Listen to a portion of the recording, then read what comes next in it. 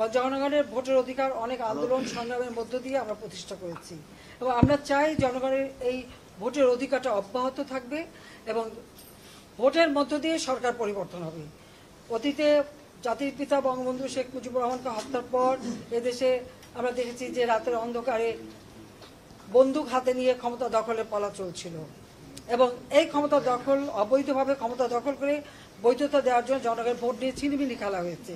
এর বিরুদ্ধে আমরা সংগ্রাম করেছি, আন্দোলন করেছি, আমাদের বহু নেতাকর্মী জীবন দিয়েছে, অত্যাচারিত হয়েছে, নির্যাতিত হয়েছে, কিন্তু আমরা জনগণের ভোটের অধিকারটা প্রতিষ্ঠা করতে পেরেছি। আর আজকে সেই 2009 সাল থেকে এ পর্যন্ত একটা গণতান্ত্রিক ধারা অব্যাহত আছে বলেই কিন্তু বাংলাদেশটার আর্থসামাজিক উন্নতি হয়েছে, আমরা উন্নয়নশীল দেশের মর্যাদা পেয়েছি। আমি জাতির পিতা বঙ্গবন্ধু শেখ মুজিবুর রহমানের প্রতি শ্রদ্ধা জানাই যে তিনি আমাদের স্বাধীনতা দিয়ে গেছেন, আর একটি জাতি হিসেবে আত্মপরিচয় দিয়ে গেছেন।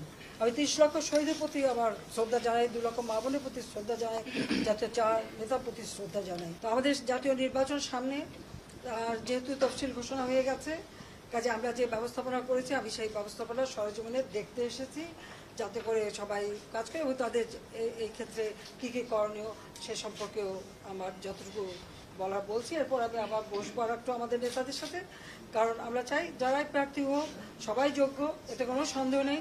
তবে একটা সিট দিতে হবে একজন, কিন্তু এই একজন বাছা এটা আমাদের বোর্ডের কাজ। বোর্ড এবং আমরা তৃণমূল থেকেও মতামত নিই, আমাদের একটা ওরকম একটা পদ্ধতি করা আছে, তৃণমূল থেকে আমাদেরকেও জানানো হয়, সেটা দেখে তারপরে প্রার্থী দেখে আমরা সেই প্রার্থী নির্বাচিত করব এবং তারপরে নির্বাচনে আমরা অংশগ্রহণ করব। আমরা ভেবেছিলাম যে অন্যান্য দলগুলিও এভাবে নির্বাচনে আসবে, তবে যে সমস্ত দল নির্বাচনে আসার জন্য সিদ্ধান্ত নিয়েছে তাদেরকে সাধুবাদ জানাই, ধন্যবাদ জানাই।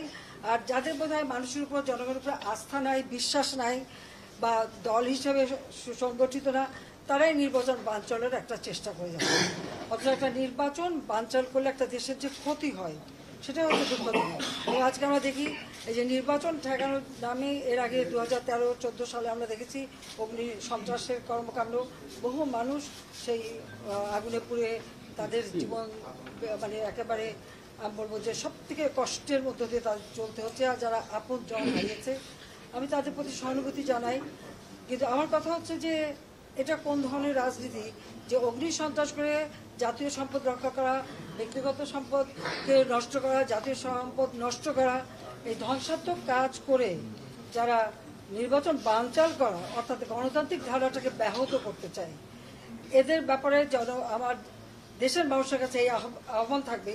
আমি দেশের মানুষকে আহ্বান জানাই যে যারা এই ধরনের ধ্বংসাত্মক কাজ করছে, জাতীয় সম্পদ নষ্ট করছে, আগুন দিয়ে পোড়াচ্ছে, সাধারণ মানুষের উপর তারা পেট্রোল বোমা মারছে অথবা তাদের আগুন দিয়ে পোড়াচ্ছে, এদেরকে প্রতিরোধ করতে হবে দেশবাসীর।